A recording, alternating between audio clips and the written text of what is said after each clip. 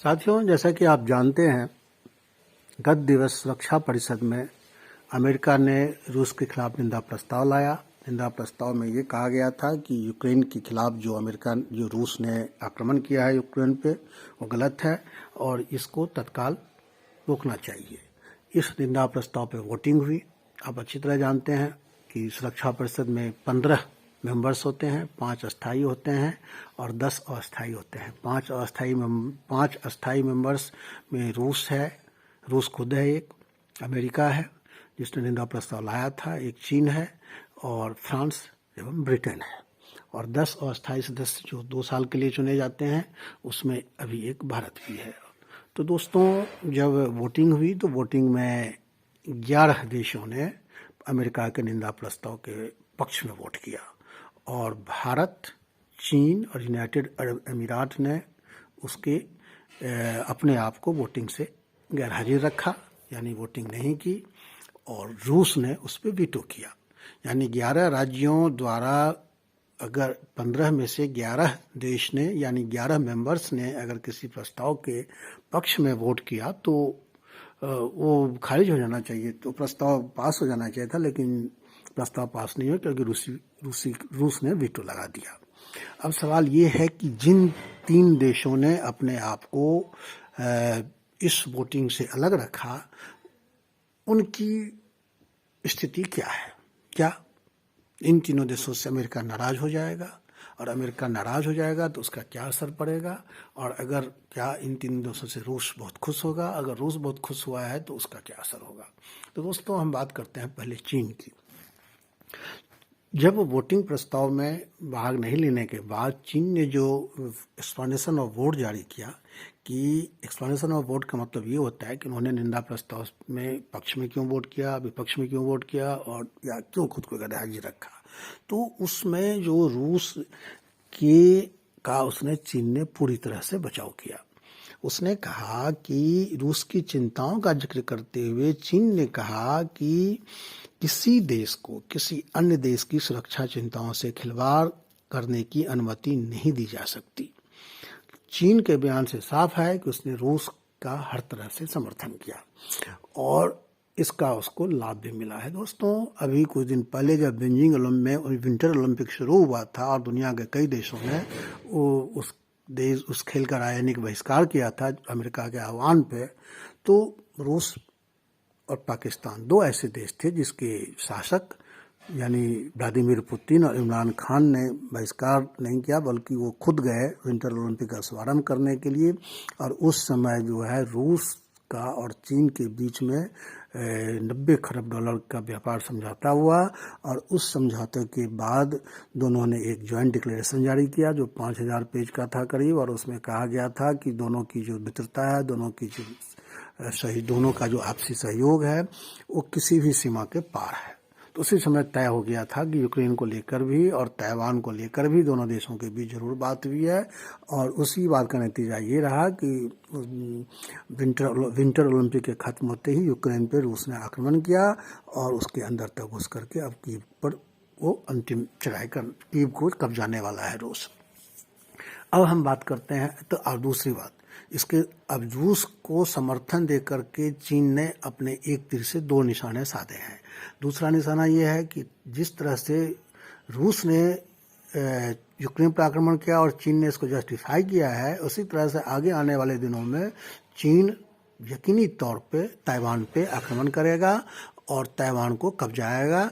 और उस समय जिस तरह से अभी चीन ने रूस का नैतिक समर्थन दिया है, उस समय से निश्चित रूप से रूस जो है चीन के स्टैंड का समर्थन करेगा, ये आप तय मानिए। और ऐसा ना हो कि जिस तरह से अभी अमेरिका और बाकी देश तमाशा देख रहा है, उसी तरह से ताइवान पर चीन आक्रमण कर दे, कब्जा कर दे और अमेरिका इसी तरह से देख लूंगा करता रहे। एक तो चीन को ये फायदा हुआ। दूसरा फायदा ये हुआ कि यूक्रेन पर चढ़ाई करने के कारण रूस पे अमेरिका, नाटो कंट्री, यूरोपियन देशों ने जो प्रतिबंध लगाया है, उस प्रतिबंध के कारण पूरा सब फायदा चीन को होगा। क्योंकि चीन का पहला फायदा ये है कि चीन ने कुछ समय से रूस से जो गेहूं ले रहा था उस पर उसने प्रतिबंध लगा दिया था, ये कहते हुए कि रूसी गेहूं में फफूंदी बहुत होता है। लेकिन जैसे ही यूरोप के देशों ने प्रतिबंध लगाया, चीन ने उस प्रतिबंध को हटा लिया, यानी अब रूस अपना गेहूं चीन को बेच रहा है और उससे जो पैसा होगा उससे वो वहाँ लगाएगा लड़ाई में। दूसरा ये है कि अब रूस और चीन रूस के जो प्रोडक्शन है जो दुनिया के बाकी देश नहीं खरीदेंगे तो वो कम दाम में चीन को मिल जाएगा। तीसरा ये है कि चीन गैस और तेल को लेकर के रूस का व्यापार बढ़ जाएगा, यानी कुल मिलाकर के चीन को तो फायदा ही फायदा है, रूस का सारा माल उसको मिलेगा और भी कम कीमत पर। लेकिन भारत का क्या? पर दोस्तों, भारत ने बेशक अमेरिकी पक्ष में मतदान नहीं किया, ये दिखाने के लिए रूस से अपनी दोस्ती हमारी पुरानी है और इस दोस्ती को हम दांव पर नहीं लगने देंगे। लेकिन भारत ने जो वोट ऑफ एक्सप्लेनेशन दिया उसमें उसने नैतिकता की पराकाष्ठा पार कर दी। उसमें उसने रूस की आलोचना कर दी। वोट में हाजिर न होने के बाद भी जो अगर वोट ऑफ एक्सप्लेनेशन देखें तो उसमें उसने रूस की आलोचना कर दी है। भारत ने कहा कि भारत का जो वोट ऑफ एक्सप्लेनेशन है उसके अनुसार भारत ने सुरक्षा परिषद में भारत ने राष्ट्रों की संप्रभुता एवं क्षेत्रीय अखंडता का सम्मान करने, लोकतंत्र के रास्ते पर लौटने, तत्काल युद्ध रोकने, यूएन के सदस्य देशों के रूप में अंतर्राष्ट्रीय कानून एवं यूएन चार्टर का पालन करने और यूक्रेन की घटनाओं पर परेशान होने की बात कही है। भारत ने साथ में ये भी कहा है कि मानव जीवन की कीमत पे किसी भी समस्या का समाधान नहीं हो सकता। यानी भारत ने रूस को सारी नसीहतें दे दी कि आप जो है मानव जीवन का सम्मान नहीं कर रहे, आप यूएन अंतर्राष्ट्रीय कानून यूएन चार्टर का पालन करना चाहिए और आपको जो है यूएन के सदस्य देशों के रूप में सब मतलब लोकतंत्र के रास्ते पर लौटना चाहिए, तत्काल युद्ध रोकना चाहिए। ये सारी जो चीज़ें उसने वोट ऑफ एक्सप्लेनेशन में जो उल्लेख किया है, जैसा कि मीडिया रिपोर्ट का दावा है, तो दैट मीन्स कि रूस को ये अच्छा नहीं लगेगा। तो अगर कहीं ऐसा न हो कि एक तरफ हमने वोटिंग से गैरहाजिर होकर के हमने अमेरिका को नाराज़ कर दिया, क्योंकि अमेरिका को बहुत उम्मीद थी कि भारत उसके पक्ष में वोट करेगा। चलो अमेरिका को नाराज़ कर दिया, कोई बात नहीं, हमें अपना स्टैंड साफ रखना चाहिए, किसी न किसी एक पक्ष का तो हमें साथ देना ही होगा, क्योंकि जब पूरी दुनिया जंग लड़ रही हो तो आप अपने आप को न्यूट्रल नहीं रख सकते। अगर इस स्टैंड पे हमें किसी न किसी का साथ देना था और रूस चूँकि हमारा पुराना देश है तो हमें रूस का साथ देने के लिए हमने वोटिंग में नहीं की, यहाँ तक तो बात ठीक थी। लेकिन अगर हमने अपने वोटर एक्सप्लेनेशन में जो रूस की आलोचना की है उससे कहीं ऐसा ना हो कि अमेरिका की नाराज़गी के साथ रूस की नाराज़गी भी हमें झेलनी पड़े, और रूस की नाराज़गी अगर हमें झेलनी पड़ जाएगी तो फिर ये हमारे लिए नुकसानदेह होगा, क्योंकि रूस आज चीन के साथ पूरी तरह से गठबंधन में है और कहीं ऐसा ना हो कि इस युद्ध के बाद चीन के साथ जो हमारा विवाद है वो विवाद और तेज हो और उस समय रूस हमारी मदद के लिए खड़ा ना हो। अमेरिका का तो आपने देख ही लिया किस तरह से उसने यूक्रेन को आगे बढ़ा करके पीछे हट गया, तो अमेरिका से तो हम उम्मीद कर नहीं सकते कि वो हमारी सैनिक मदद करेगा। और एक रूस अगर हमारी मदद करता भी तो कहीं ऐसा ना हो कि इस वोट ऑफ एक्सप्लेनेशन के कारण रूस खुद को न्यूट्रल कर ले चीन के मामले में और भारत के मामले में, तो ये इसका नुकसान है। और हमें ये रूस के साथ जो रूस के साथ जो हमारे संबंध हैं उस संबंध को हमें नए सिरे से परिभाषित करने की ज़रूरत नहीं है, क्योंकि रूस ने हमेशा हमारी मदद की है।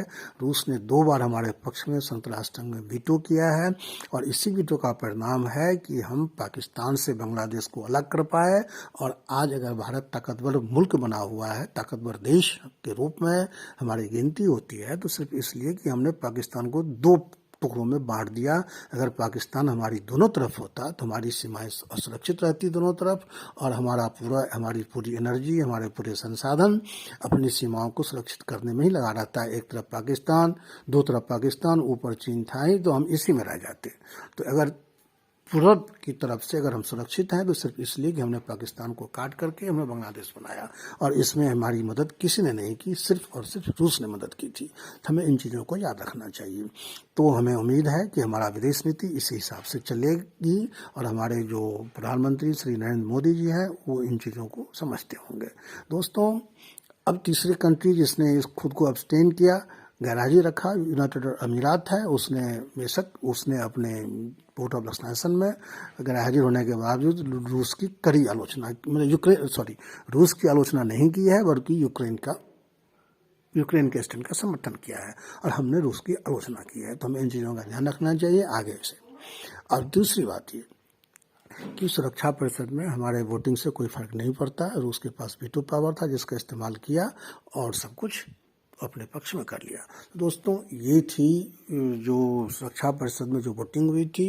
उस वोटिंग में भारतीय परिप्रेक्ष्य में अगर हम देखें तो हमें इस बात को समझने में टाइम लगेगा कि हमने जो किया वो अच्छा किया या बुरा किया, क्योंकि हमारे स्टैंड से हालांकि अमेरिका ने या रूस ने कोई अभी प्रतिक्रिया नहीं दी है, बल्कि रूस के राजदूत ने भारतीय स्टैंड का समर्थन किया है, जो वोट से खुद को गैरहाजिर रखा है। उस पर बहुत खुश नज़र आया है रूसी पक्ष। लेकिन कहीं ऐसा न हो कि वोट ऑफ एक्सप्लेनेशन को देखने के बाद उसे अपनी राय बदलनी पड़े, और वो अगर अपनी राय बदलती है, रूस की राय बदलती है, तो फिर ये थोड़ा सा हमारे खिलाफ होगा।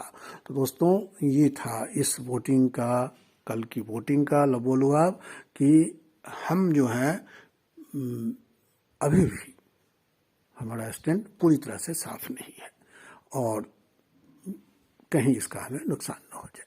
दोस्तों, मैं अपने वीडियो को यहीं विराम देता हूं। अगर आपको ये कंटेंट अच्छा लगा हो तो हमारे चैनल को संजय झा एस्पेक्ट्स को सब्सक्राइब कीजिए और इस वीडियो को लाइक कीजिए।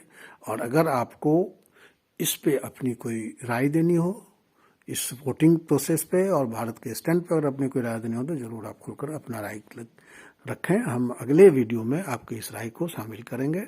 तब तक के लिए मुझे इजाज़त दीजिए। Thank you.